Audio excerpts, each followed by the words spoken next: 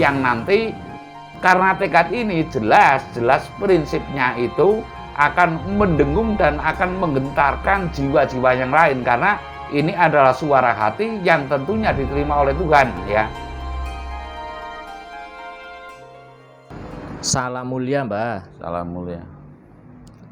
Di konten sebelumnya yang awal-awal jenengan bahas Rusia versus Ukraina ini, kan panjenengan mengatakan bagaikan macan melawan kucing begitu nggih. Nah, pertanyaan saya kan begini, simpel saja. Kalau kita mau fair ya begitu, kalau kita mau fair, pada kenyataannya pusat ibu kota Kiev ini kan belum berhasil dikuasai oleh Rusia, Mbah. Wong ada kok tayangan live di YouTube itu yang setiap hari kamera CCTV-nya tayang begitu ya, bahwa pusat ibu kota atau istana kepresidenannya kan masih utuh begitu loh. Nah, secara logika kan sangat mudah bagi Rusia untuk menghancurkan, tetapi kenapa kok masih belum juga sampai ke pusat kota Kiev begitu. Nah, bagaimana analisa spiritual panjenengan terkait situasi ini, Mbah? Monggo wedaranya, matur nembah nuwun. Tapi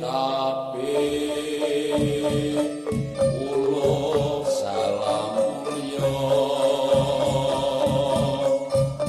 atur bagya wis kono santara. Wong wilahing jati nugone ajat-ajat lugu Nusantara tapi uluk salam mulia. Kalau saya bercerita perang jadi satu itu bidangnya ya. Kedua kalinya ya hanya teropong batin lah, cara nang zaman dulunya mungkin saya di antara apa nujume, apa resine, mungkin apanya atau apa ahli nujum kan ahli petang-petung begitu caranya. Tapi saya mengulas sedikit yang bahasanya, kalau secara peta setiap perang itu kan punya strategi. Ya, strategi perang. Strategi perang kalau dalam itu ya strategi tempur cara anunya. Lah, strategi tempur yang menurutnya ya kalau dikatakan invasi mungkin nggak mau daerah operasi militer Putin Rusia ke Ukraina ini adalah kurang membaca kejiwaan secara personal. Artinya karakteristik bangsa atau suku bangsa Ukraina ini seperti apa. Nah, ini kurang membaca cara anunya kejiwaan lah cara anunya. Artinya dianggap menungso ge podolan rupane, podolan ketekatannya gitu, diserambauyah kalau istilah Jawa itu lah menungsa ya pada gitu loh. Mungkin kalau cuaca ya mungkin di Rusia juga sama ya, ada musim dingin dan sebagainya, itu mungkin sama ketahanannya. Namun menurut saya jadi gaungan dari Rusia ini terlalu menganggap kecil kepada saya dikatakan pro Ukraina juga nggak masalah gitu loh. Terlalu menganggap kecil terhadap kemampuan bangsa Ukraina itu sendiri. Nah, sedangkan semestinya secara kejiwaan itu mempelajari terlebih dulu, dan secara mohon maaf, secara kalau saya ya spiritual gitulah, semestinya itu ada orang-orang tertentu yang bisa membaca kejiwaan. Cara saya nih, saya dulu pernah jadi dalang, saya mau ditangkap, kurang seminggu setidaknya saya sana itu sukanya apa gitu loh, ya lakonnya apa dan sebagainya, itu ibaratnya kurang membaca secara peta kejiwaan. Satu, yang kedua kalinya secara strategi apapun alasannya, ini tentara Rusia ini kalah tekad dengan tentara Ukraina ya. Secara strategi tentara Rusia kalah dengan tentara Ukraina, karena saya meyakini gitu, laksana tawon itu bahasa Indonesianya apa itu? Lebah ya, laksana lebah dan rayap. Sekali lagi ya, cara anunya itu laksana lebah melawan rayap. Kalau lebah ini jelas itu sarangnya satu, ya kan? Namun kalau rayap, ya namanya rayap, sarangnya walaupun di tanah itu gede. Sehingga untuk lebah ini menyengat ke rayap ini sangat kecil kemungkinannya untuk bisa langsung kena dan langsung meninggal. Sedangkan rayap ini panglimanya itu gonteng. Namun gonteng ini taruhlah punya strategi yang lebih matang karena itu di bawah tanah. Artinya mohon maaf, ini kan gonteng ini menakutkan ya, taruhlah pakai helm gede, taruh seolah-olah kayak semut tapi gede itu kalau gonteng.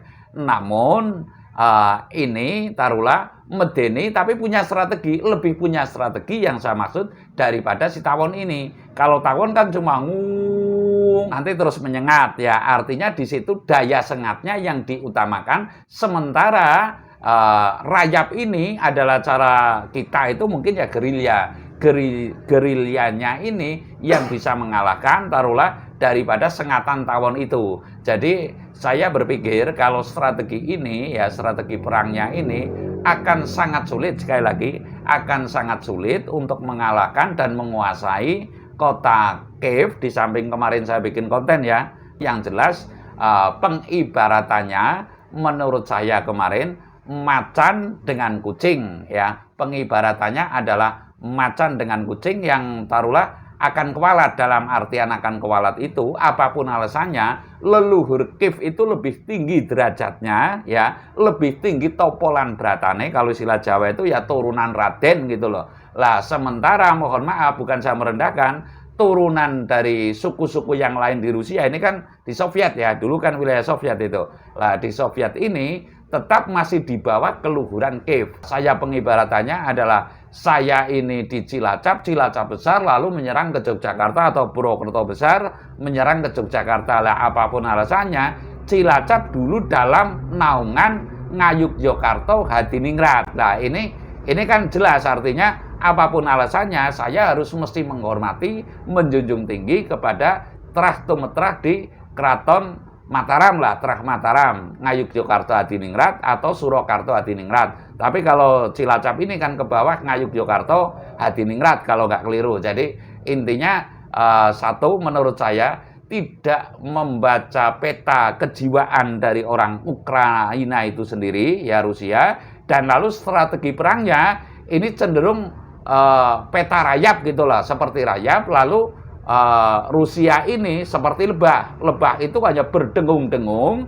namun yang diutamakan cara ini sengatannya, sementara sengatannya ini akan jarang mengenai ya, jarang mengenai kepada gonteng-gonteng ini. Gonteng ini kan taruhlah bentengnya ya rayap itu, komandannya rayap itu. Makanya ada jenderal 2 yang terbunuh dan sebagainya dari Rusia. Ini kan adalah sebuah kewajaran karena memang ini strategi rayap, sementara ini adalah strategi lebah. Dan lalu yang saya katakan bahwasanya yang lebih pokok akan sangat sulit ya untuk Rusia menembus jantung kota Kiev apa ya, atau pusat Kiev ini untuk ditembus ya, tinggal dilihat saja nanti. Dan lalu kalau bisa ketembus nantinya, kalau saya ngomong ibaratnya kalau nanti Ukraina itu tidak ada itu seperti apa ya. Kalau ada nanti seperti apa? Artinya begini, kalau nanti Ukraina itu kalah seperti apa? Kalau Ukraina itu menang, itu nanti seperti apa? Artinya ini secara peta batin saya membaca ya. Secara peta batin memang Rusia adalah ibaratnya harimau yang berani dengan kucing, dan ini tidak semestinya. Dan lalu secara strategi kurang memahami kejiwaan, ibaratnya ini jiwanya kan jiwa baja. Ya, orang Ukraina ini adalah jiwa baja. Lalu sekarang malah ada taruhlah tekad yang merdeka apa mati seperti Indonesia ya. Seperti Indonesia kala 45 kan tekadnya semboyannya merdeka apa mati. Lah ini sudah ditumbuh kembangkan pada pemuda dan pada bangsa Ukraina itu sendiri, yang nanti karena tekad ini jelas prinsipnya itu akan mendengung dan akan menggentarkan jiwa-jiwa yang lain, karena ini adalah suara hati yang tentunya diterima oleh Tuhan ya.